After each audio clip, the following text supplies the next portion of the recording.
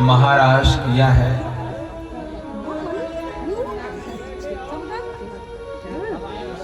फिर आगे कथा। नारद जी महाराज सोचने लगे कि कोई भी सिद्ध 12 वर्ष में तप करते करते सिद्ध पुरुष हो जाता है। आज कंस 12 वर्ष से भगवान का चिंतन कर रहा है। चलो कंस के पास चलते हैं और फिर भगवान के पास जाएंगे और भगवान से निवेदन करेंगे कि महाराज 12 साल में कोई साधु जब तप करता है तो वो सिद्ध हो जाता है। तो महाराज ये 12 वर्ष से कंस भी तो आपका चिंतन कर रहा है, उसका कुछ कल्याण करो। नारद जी महाराज सबसे पहले कंस के पास जाते हैं और कंस से पूछते हैं कि राजन, आज 12 वर्ष लगभग हो गए, आपको ये पता चला कि देवकी का 8वां पुत्र कौन है? आकाशवाणी में 8वें पुत्र के द्वारा तुम्हारी मृत्यु होती, अभी तक आपको पता चला कि वो 8वां पुत्र है कौन? कंस कहता है कि गुरुदेव, ये जो नंद बाबा का छोरा है ना, लगता है कि ये नंद बाबा का छोरा ही देवकी का 8वां पुत्र है।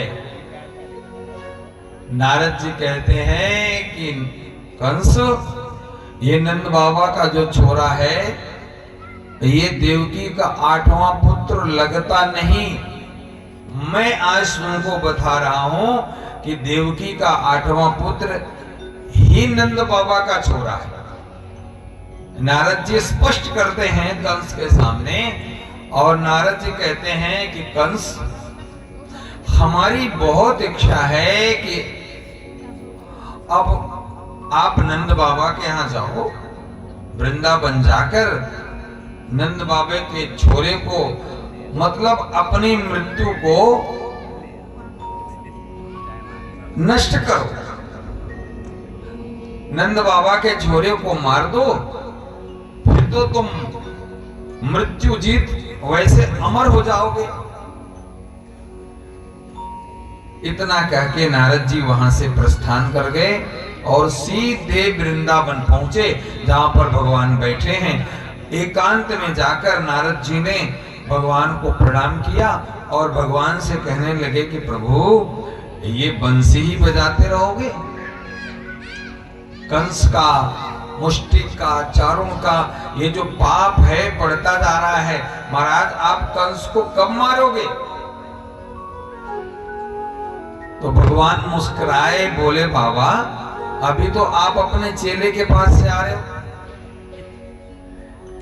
और नारद जी कहते हैं कि महाराज मेरी इच्छा तो यही है कि बस 4 दिन में ही आप कंस को मार दो। और जब कंस के पास से यहाँ आ रहे थे तो कंस से कहने लगे, कंस मेरी इच्छा यही है कि 4 दिन में तू नंद बाबा के छोरे को मार दो। भगवान मुस्कुरा के बोले, अभी तो आप ये बोल के आ रहे हो ना कि नंद बाबा के लाला को 4 दिन में मार दो, और हमसे आप यहाँ ये कह रहे हो कि कंस को 4 दिन में मार दो। नारद जी बोले कि प्रभु, हम तो सब जानते हैं और आप भी जानते हो कि अगर कंस आपको मारने आएगा तो भी कंस को ही मरना है, और आप अगर जाओगे कंस को मारने तो ही कंस को मरना है। अगर तरबूजे के ऊपर छुरी चलाई जाएगी तो तरबूजा कटेगा कि छुरी कटेगी? बोले महाराज तरबूजा कटेगा। और अगर छुरी को नीचे लगा के तरबूजा उसके ऊपर रखा जाएगा तो छुरी कटेगी कि तरबूजा? बोले तरबूजा कटेगा। बोले महाराज दोनों हाल में तरबूजा ही कटना है, चाहे कंस आ जाए तो भी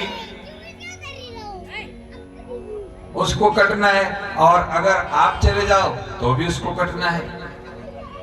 भगवान ने कहा कि समय आने वाला है नारद जी, आप चिंता मत करो।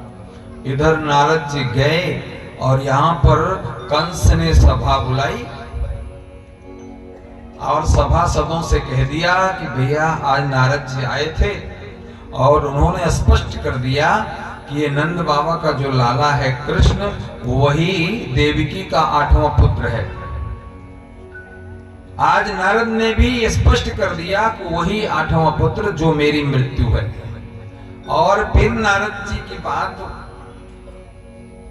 समझ के वो बोलता है, अंश कहता है कि करें क्या, यहां से हम जितने को भेजते हैं वो नंद बाबा का छोरा वहां से लौटने नहीं देता। हमने पूतना को भेजा, लौटी नहीं, अघासुर को भेजा, लौटा ही नहीं, बकासुर को भेजा, लौटा ही नहीं। जो भी वृंदावन जाता है नंद बाबा के छोरे को मारने के लिए, वहां से मथुरा लौटता ही नहीं।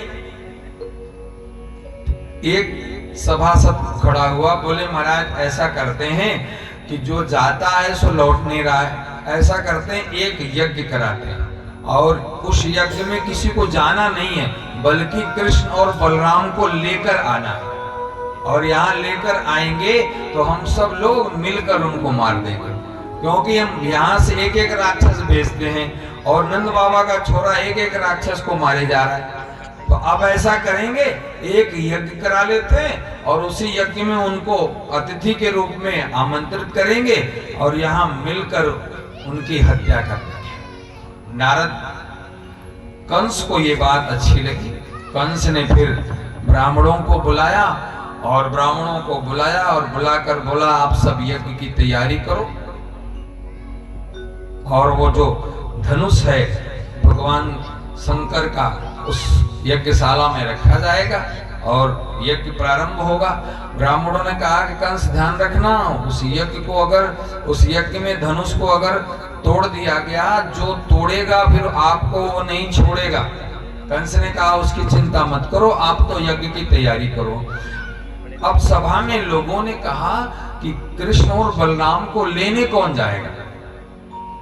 तो एक सभासद खड़ा हुआ, बोले महाराज कृष्ण और बलराम के जो काका हैं वो अक्रूर जी हैं, आप तो अक्रूर को भेजो, क्योंकि अक्रूर उनके संबंधी हैं, इसलिए अक्रूर की बात मानकर कृष्ण बलराम आएंगे। अक्रूर को बुलाया गया। कंस ने कहा कि अक्रूर हम एक यज्ञ कर रहे हैं और उस यज्ञ में मैं कृष्ण और बलराम को बुलाना चाहता हूँ।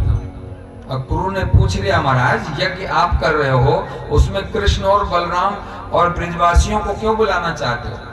पहले तो कंस ने स्पष्ट नहीं बताया, लेकिन बार बार अक्रूर के कहने पर कंस ने कह दिया अक्रूर तुम हमारे मित्र हो, इसलिए मैं तुम्हें स्पष्ट बता रहा हूं कि यहां से हम राक्षस भेजते हैं तो राक्षस कोई लौटता नहीं, इसलिए हमने एक यहाँ पर यज्ञ रखा है। उसी यज्ञ में कृष्ण बलराम को बुलाएंगे और यज्ञ में ही उनकी हत्या कर देंगे। अक्रूर ने कहा कि कंस क्यों तू मरना चाहता है?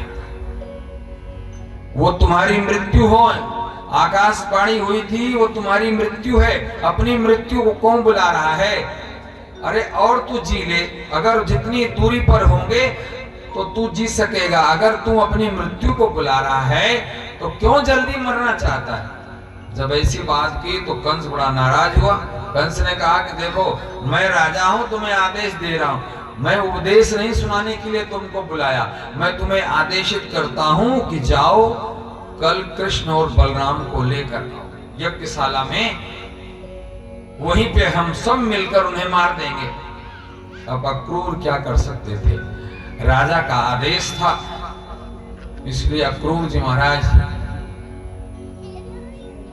कंस की बात को मानना पड़ा। कंस ने अक्रूर को वहां से भेज दिया। अब अक्रूर जी रात्रि को शयन करते हैं, सोने के लिए जाते हैं, तो आज अक्रूर जी को निद्रा नहीं आ रही, और निद्रा दो अवस्था में नहीं आती, या तो हमारे आपके जीवन में बड़ी प्रसन्नता आ गई हो एकाएक तो नींद नहीं आएगी, और कोई ऐसा दुख आ जाए तो भी नींद नहीं आती। अक्रूर जी महाराज को निद्रा नहीं आ रही है। क्यों नहीं आ रही है कि अक्रूर जी भगवान के इतने बड़े भक्त हैं।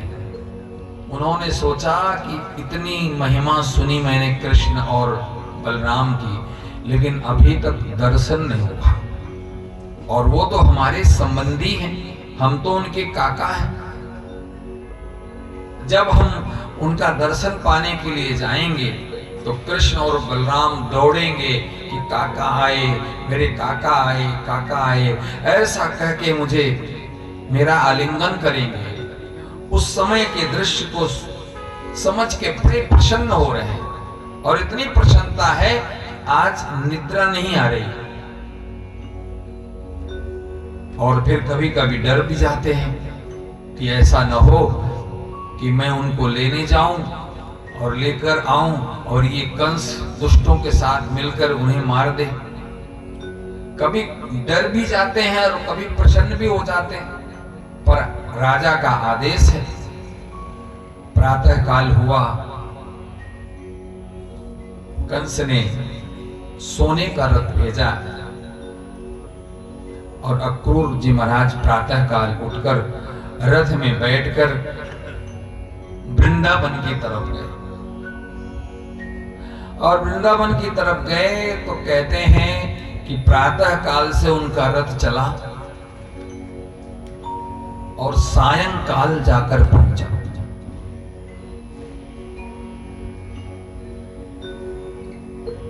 जबकि मथुरा से वृंदावन की दूरी बहुत थोड़ी सी है। और कथा में आता है कि उनके रथ में जो घोड़े लगे थे वो वायु वेग से चलने वाले घोड़े थे, और फिर भी अक्रूर प्रातः काल से चले, सायंकाल पहुंचे। व्यास जी से किसी ने पूछा, महाराज ऐसे कैसे हुआ? दूरी थोड़ी सी है, घोड़े उसमें वायु वेग से चलने वाले लगे हैं, फिर भी इतने समय में वो मथुरा से वृंदावन कैसे पहुंचे? व्यास जी कहते हैं अक्रूर भगवान के परम भक्त हैं, स्वयं रथ चलाते हैं और चलते चलते रथ चलते चलते अक्रूर को भाव समाधि लग जाती है कि मैं जाऊंगा, कृष्ण मुझको देखेंगे, मैं कृष्ण का दर्शन करूंगा। फिर कृष्ण चिल्लाकर बोलेंगे कि मेरे मेरे काका आए, काका आए। ऐसा सोच के समाधि लग जाती, और समाधि लग जाती तो घोड़ों की लगाम खिंच जाती और घोड़े वहीं खड़े हो जाते। और जब समाधि टूटती फिर आगे बढ़ते, फिर भाव में आ जाते, फिर लगाम खिंच जाती, फिर घोड़े रुक जाते। इसीलिए इतने समय में जाकर वो वृंदावन पहुंचे। सायंकाल गोधली बेला में अक्रूर जी महाराज वृंदावन पहुंचे और भगवान ने देखा कि हमारे काका अक्रूर पधारे हैं। दौड़े हैं, बलराम और कृष्ण दोनों ने आलिंगन किया, काका आए, काका आए, और बड़े प्रेम भाव से लेकर नंद बाबा के महल में गए। नंद बाबा ने अक्रूर जी का स्वागत किया। रात्रि को भोजन करने के पश्चात अक्रूर जी ने निवेदन किया। नंद बाबा ने पूछा कि अक्रूर जी आने का कोई विशेष कारण? अक्रूर जी ने कहा कि हे नंद बाबा, कंस एक बड़ा यज्ञ कर रहा है और उसी यज्ञ में कृष्ण और बलराम को बुलाया है, साथ में ब्रजवासियों को बुलाया। इतना सुनते ही जो यशोदा मैया थी चिल्ला पड़ी, बोली अक्रूर जी हमारे लाला कहीं नहीं जाएंगे, हमारे कृष्ण और बलराम कहीं नहीं जाएंगे, वो तो हमारे साथ यहीं वृंदावन में रहेंगे। मैं अपने लाला को मथुरा भेजने वाली नहीं, तुम इनको लेकर जाओ, ब्रजवासियों को लेकर जाओ, लेकिन मेरा कृष्ण और बलराम मथुरा नहीं जाएंगे। जब मैया ने ऐसा कहा तो भगवान ने सोचा कि मैया लगता है कि यहाँ रोक लेगी, सो मैया को समझाने के लिए भगवान आए और बोले मैया अब मैं बड़ा हो गया हूं और तुम मुझे मथुरा शहर जाने नहीं दे रही है, मैं इसी गांव में रहूंगा, गाय ही चराऊंगा। भैया मुझे नगर भी देखने जाने दे, मैं जाऊंगा, नगर देखकर भी आ जाऊंगा और वहां कंस मामा से मिलकर भी आ जाऊंगा।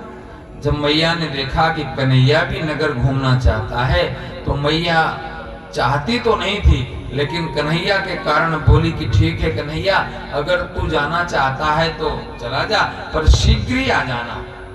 हाँ मैया मैं जाऊंगा और शीघ्र ही आ जाऊंगा।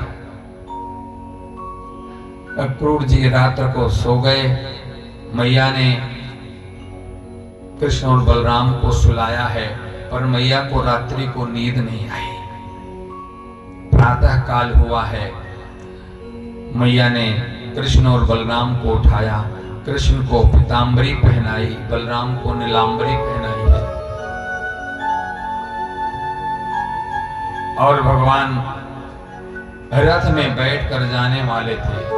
इतने में गोपिकाओं को पता हुआ कि मथुरा से कोई आया है, अक्रूर नाम है, वो मेरे कृष्ण को लेने आया है। सारी गोपिकाएं रथ के सामने आकर